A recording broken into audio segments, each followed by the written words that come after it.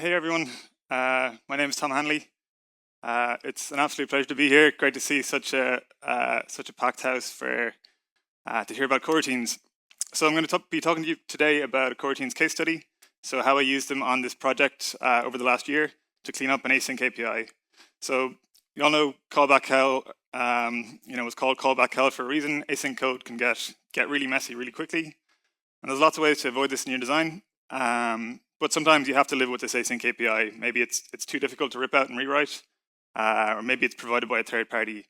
But what you can do in this case is write a wrapper or extension on top of it using coroutines to bring it into the coroutines world and make it nice and easy to use. So I think Kotlin coroutines are a fantastic way to clean up async APIs. So they can make your async code as easy to read and understand as sequential code, but give you all the benefits of non-blocking code. So yeah, a bit about myself first. So my name is Tom Hanley. I'm a senior software engineer at Toast in Ireland. I'm also organizer of the Dublin Kotlin user group and a huge fan of Kotlin. So yeah, just a quick primer on coroutines. So I guess quick survey first of all. Who here has used coroutines before? It's a good number. Who here has them in production? That's a very good number also. Okay, great. Okay, so I'll do a quick primer just to kind of refresh your memory. So why coroutines? So essentially threads are expensive. They can occupy 1 to 2 megabytes. And you need to use thread pools to manage them to use your resources carefully. So coroutines, they can be thought of as lightweight threads. They kind of look and feel like lightweight threads. But what they are actually is state machine objects. So they have the data for each state, the index of the current state, and the ability to wait patiently. So when you think of them as objects, it kind of makes sense how they're so cheap to create. And then you can distribute these objects to run on whatever thread pool you want really easily. And there's two main ways to create coroutines, so launch and async. So launch is for fire and forget coroutines where you don't want to return value. And async is for a coroutine that computes a result and you want to get a result back. So these behave a little bit differently in terms of error handling, which I'll get into in a bit. Okay, so the case study. So I'm going to tell you a bit about Toast and the project I was working on, the problem we were faced with, and kind of run through an example of what the code might look like without coroutines and how we use coroutines to solve the problem. So Toast, we're a restaurant software company. So our core products are cloud-based point of sales and credit card processing. And all of our in-restaurant technology runs on Android tablets. We've web interfaces for managing restaurant configuration, reporting, and consumer-facing websites and apps for online ordering and guest feedback, those kind of things. And also integrations with technology partners like Deliveroo, Just Eat. And you can see at the bottom there some of the tablets we'd have in a restaurant. So we can have we'll have multiple tablets running in a restaurant. So one in the kitchen showing the orders coming in, multiple ones in the front of house with servers putting in orders, taking payments, and we also have a takeout app, so like an order ahead sort of app. So then yeah, the sales pitch slide. So we have a 250-person R&D team, tens of thousands of customers in the US. We're processing billions in payments every year. July 2013, we got our first live customer. And last April, we got 250 million in Series E funding, valuing the company at 2.7 billion. Less than 10% of the US point of sales market share so far. So lots more growth to come. So if you're interested in some of the stuff you hear today and you want to hear more about Toast, do get in touch. So end of the sales pitch. So the project was integrating a new credit card reader into the application. So it's a USB connected credit card reader designed and manufactured by an external hardware company who provided us with an Android SDK. And the project was to integrate it into our Android application. So yeah, there's multiple integration points. So there's like a bunch of different screens in the app where you can pay. It kind of just needs to work in the background. The reader turns on without you explicitly telling it to. So yeah, it just needs to work on a couple of different screens, run in the background. So be very efficient with its use of resources. So coroutines were a really good fit as well for that. And yeah, of course, all the calls to the reader need to be asynchronous. They're I/O calls. They're going over a USB connection. We don't want to be blocking, waiting for any response. So the API, what does this look like, the one that we were given with the hardware? So you can see here, so there's two main classes to interact with the card reader, and on the left there is the physical card reader. So one, we have the controller, so this is to send commands to the reader. These are all void methods, so you can't get any data back. To get the data back, you have to implement this listener interface, which you pass in. And this will asynchronously return all information and errors from controller commands, and yeah, this is implemented by us. So this might sound okay that it's ticking the box for being asynchronous, but in reality it's very difficult to use cleanly and correctly. So yeah, we're going to take a look at a small section of the API to illustrate this. So the function to get the device info. So this will give you some data about the card reader, so like the serial number, firmware version, battery level, that kind of information. So if we take a look at the cross section of the API for that, so we have our controller interface with a get device info method. It's a void method, it doesn't return anything. And then we have our listener interface that we implement. So whenever the card reader returns the device info, it'll call this method, or if it returns an error, it'll call the onError method. So what might the implementation of this listener look like? So if we take a look at a naive implementation first of all, so here we're implementing the listener interface, and whenever we get a device info in, we just save it to a field, and we expose this to the rest of our code with a public mutable nullable variable. And we do the same thing for when an error comes in. We just save this to a field. And then a function to get the device info. So what might this look like? So we have our function that's returning device info, which is nice. The function, it's a getter. It's nice to return something from a getter. So first of all, we need to call get device info on the original controller. There's a void method. It doesn't return anything.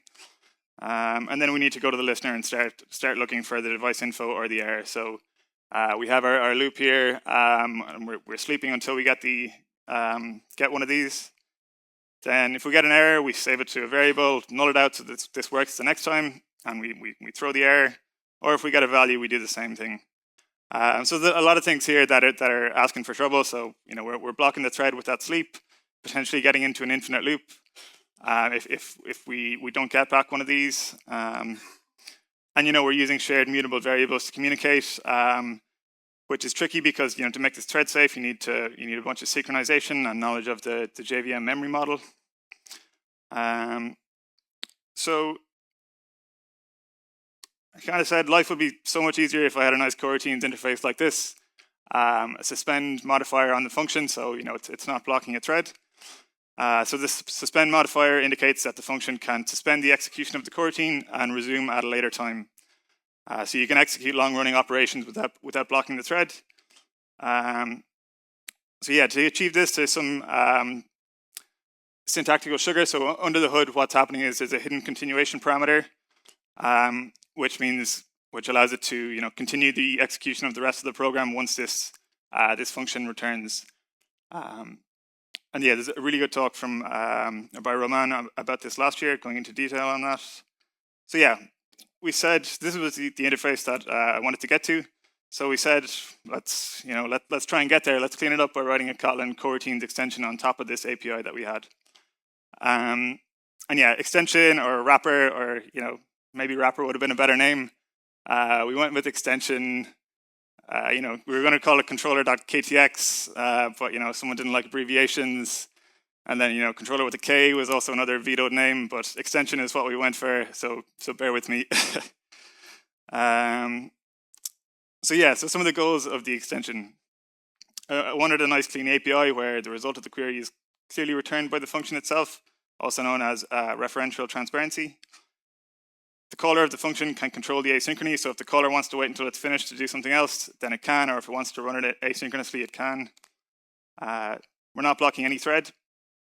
Easy to use and hard to misuse.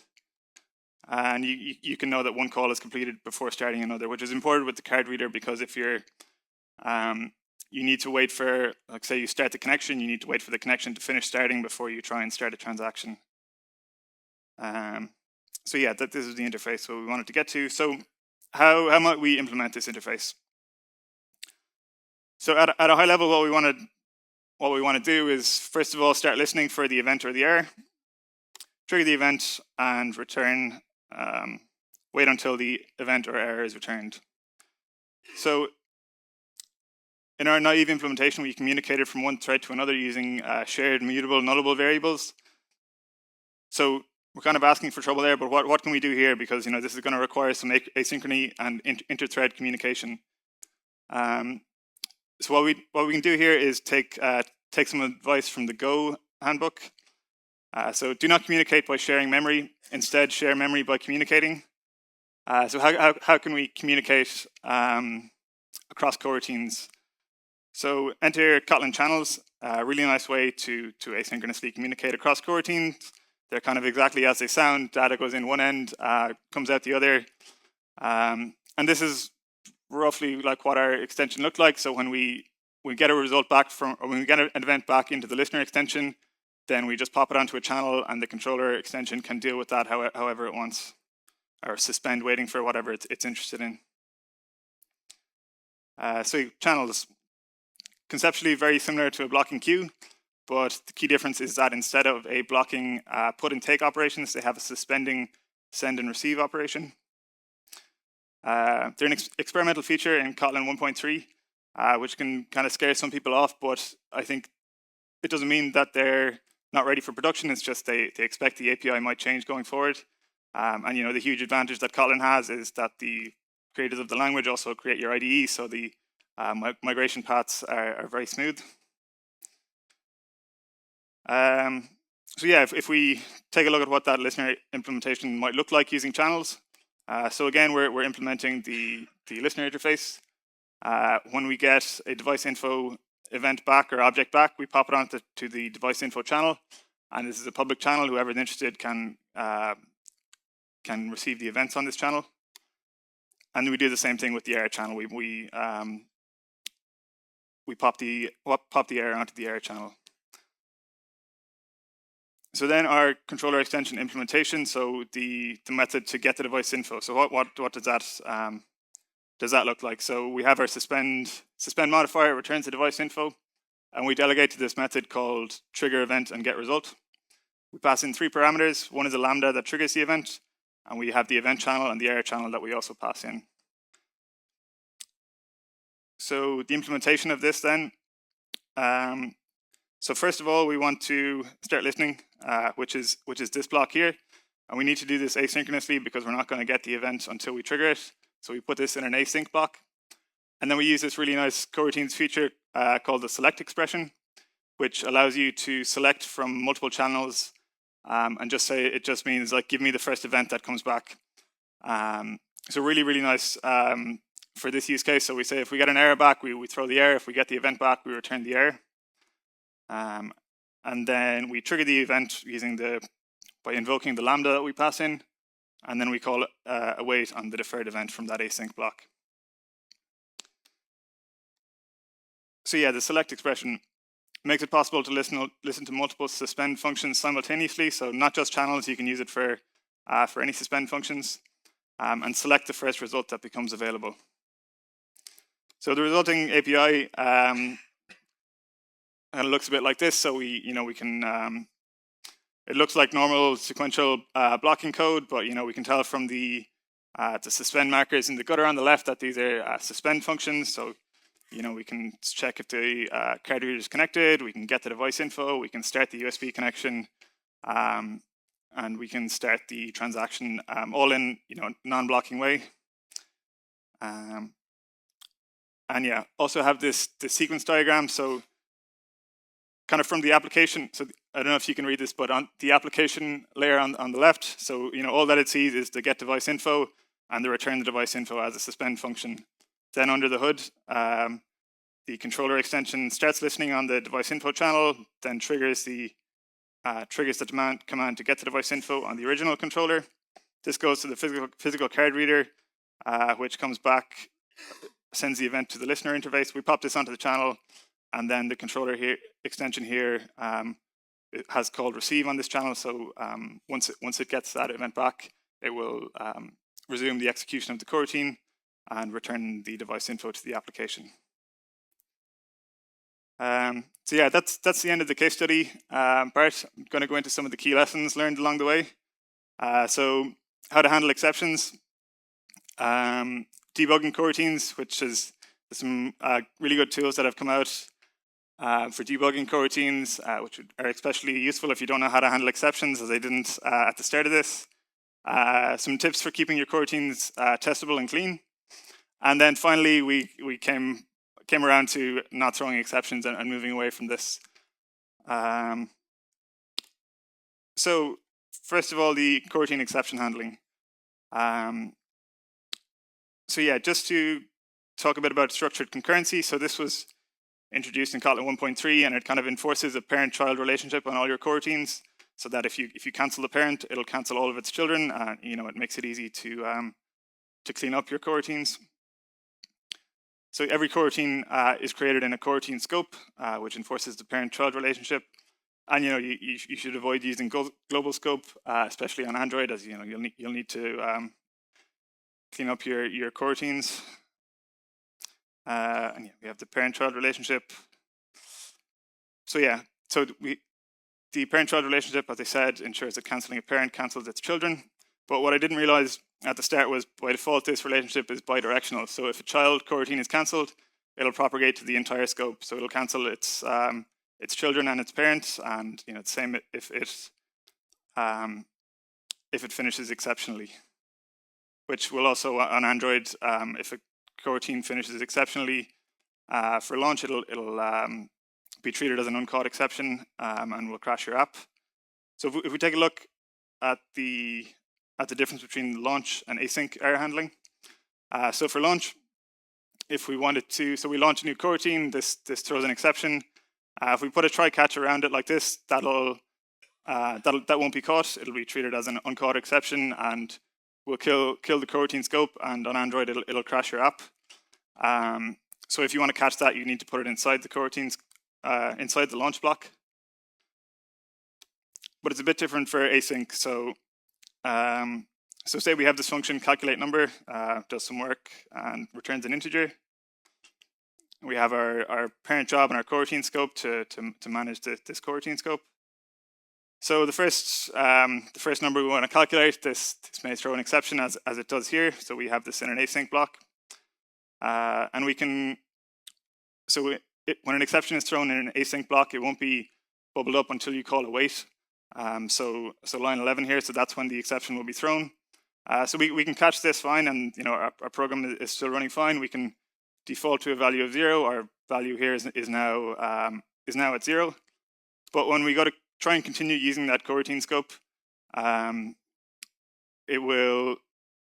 So the coroutine scope is cancelled. So it will give us the same error as the first one that's thrown. So it can be kind of confusing if you handle this one up here.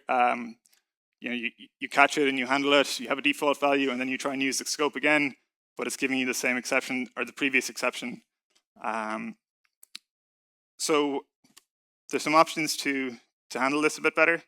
So solution 1 is to just make one change to this. So to use a supervisor job. So in the first line, so this job means that the cancellation is propagated only downwards. So a child being cancelled won't cancel its parent and its siblings. It'll just kind of it'll just cancel that one coroutine and its children.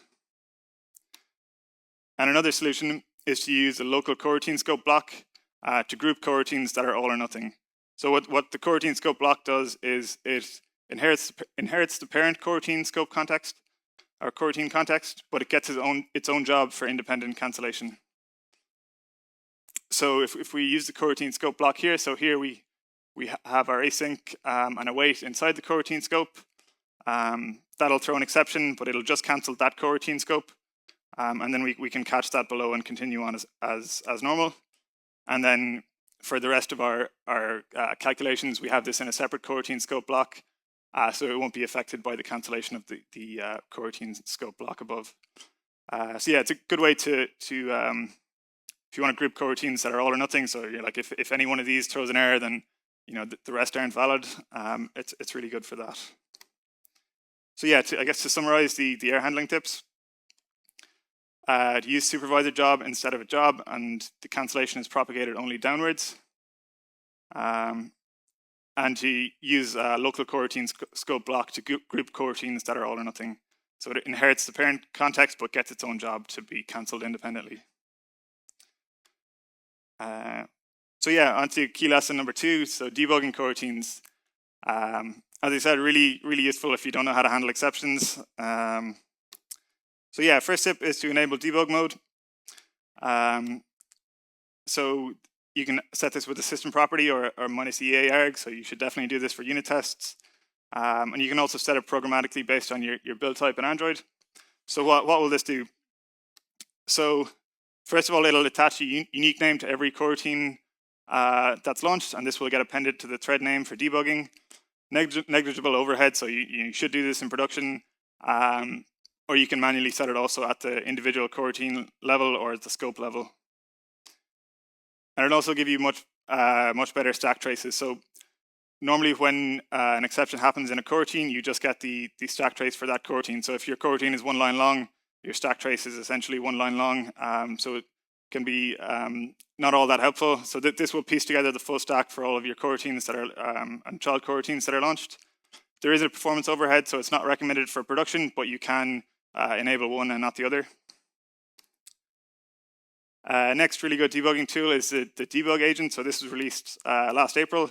Unfortunately, after I had done most of this coding, but it's got some really powerful debug capabilities. So it's a JVM agent that keeps track of all the live coroutines, and it'll introspect and dump them similar to a thread dump command, and will also enhance stack traces to give you information on where the coroutine was created.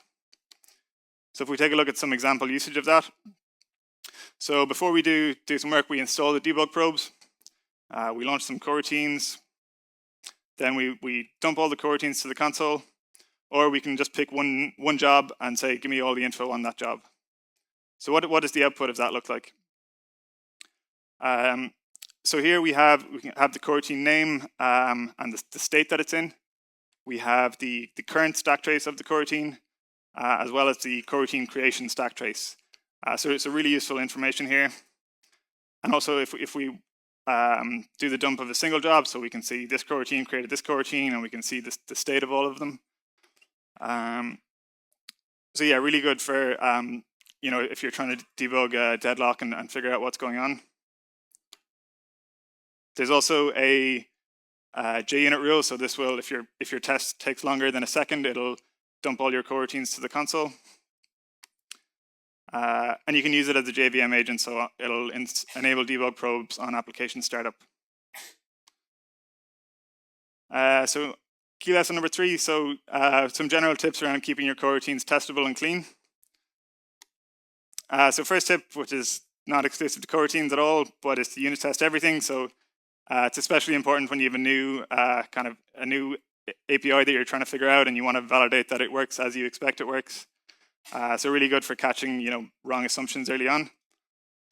And it's really easy to do with coroutines. So you can you wrap your test in a run blocking block, and then you can test your suspend functions as normal. Another really good tip is to only use launch and async when you really need concurrency. So let's look at an example to illustrate this. So say we have this function update data. It calls 3 suspend functions: get data, post data, update UI. So this will fail to compile. We'll get an error saying suspend function get data should only be called from a coroutine or another suspend function. And so the temptation here is to launch a new coroutine.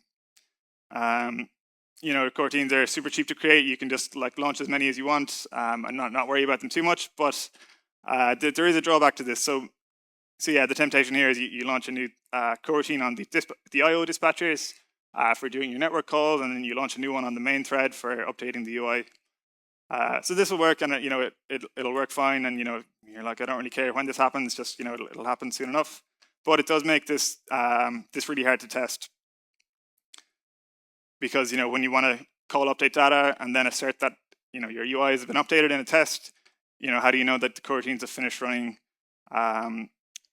So what you should do in this case is to prefer marking a function suspend to launching a new coroutine. So this will allows the caller of update data to control the context and the asynchrony and know when it's finished, and it makes your testing a lot easier. But you should control the context where needed using the with context block instead of a new coroutine. So for our network calls, we use the IO dispatcher with context, and for the updating the UI, we use the main dispatcher. So this will switch switch to a different dispatcher without creating a new coroutine, and just make it much easier to test. So then we have the question: what do we do with functions that launch long-running background coroutines? So say we have this function launch processing. It launches 2 coroutines, and we want to keep these running and run them in the background. What do we do here? So the convention in this case is to any function that returns before completing all of its launched coroutines should be an extension method on coroutine scope. So you're essentially passing in the coroutine scope to this function, and it allows you to cancel it when you want to and control how long they run for, which makes your testing a lot easier.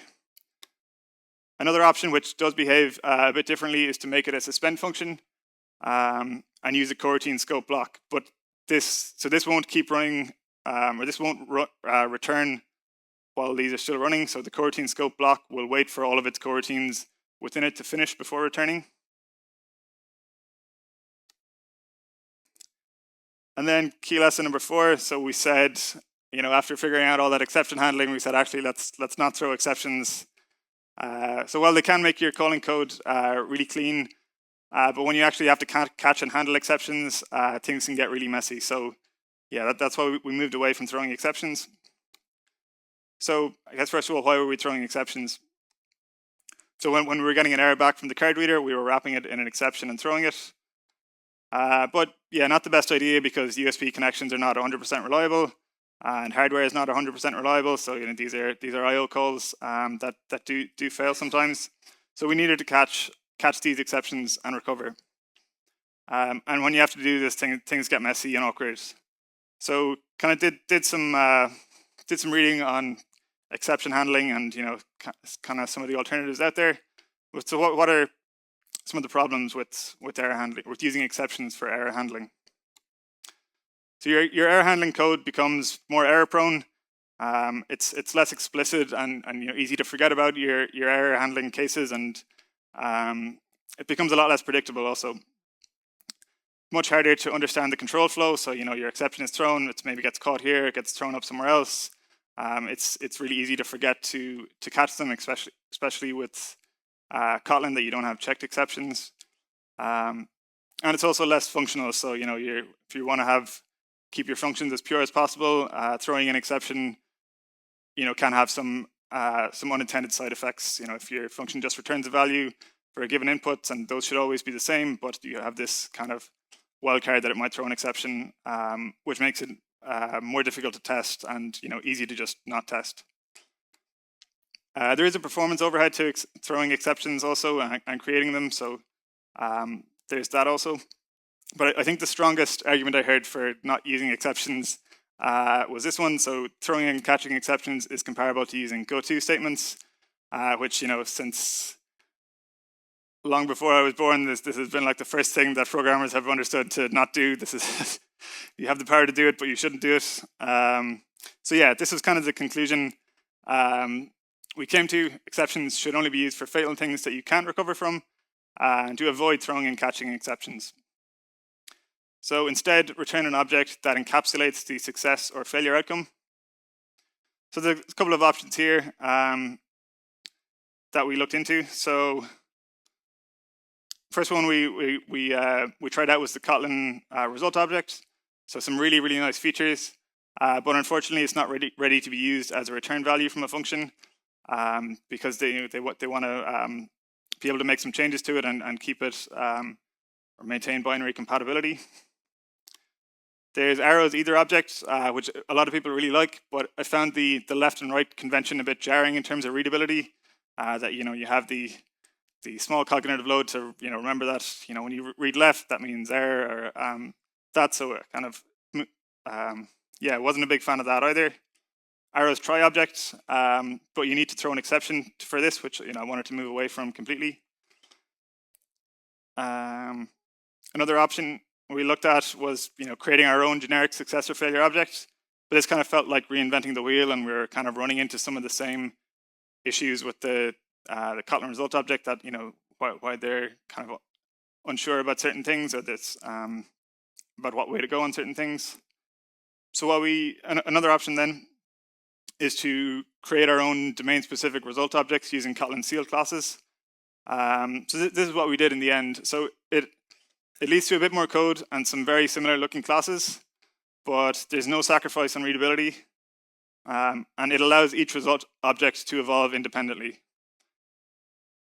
And error handling is easily enforced by the compiler when you're using when statements to handle these. And the error handling happens exactly where the error happens, not a couple of errors up where you're like you don't have access to all the information you want. So it happens exactly at the error point. So we changed every controller command to return a generic result object. So we have our success and failure object with a result type and an error type. And we're not trying to be super generic with the error or trying to be all things to all return types. So just kind of for this specific use case, so it was easy to write. And then we can map this to domain-specific result object as needed. So for our device info result, we have success, failure, and timeout. But then, for other result types that want to evolve differently, like the start USB one, so we can have like already connected, success, failure, timeout, and handle each one of those differently as we need to. So some links on some of this info. So keep 127, that's on the Kotlin result object, which has a really good write-up on the result object, its limitations, and some of the other alternatives that I mentioned before. There's a really good blog post by Philip Hauer on using sealed classes instead of exceptions in Kotlin, on how, why, and when you should use them. He mentioned that using them absolutely everywhere can be a bit arduous. We didn't run into this too much, I think, because we were just using them for I/O calls, which tend to fail. But yeah, I think you can go too far with this solution also. And there's a blog post that I published recently that covers a lot of the content in this talk. So Kotlin Coroutines case study, cleaning up an async API on Medium. So yeah, so that's it. So I think in summary, coroutines are awesome. Really, really nice to use. They make async programming easier, but not easy. There's still things to figure out. You still will have to figure out, or likely have to figure out deadlocks, and keep this cognitive load of what's happening in multiple places in your head. But yeah, it can make it a lot easier to use. So yeah, and also if you're in a toast restaurant in the US and you pay with contactless or Apple Pay or Google Pay, you can know that it's powered by coroutines and the content of this talk. So yeah, thank you very much. I hope you found that interesting and you enjoyed it. So thank you.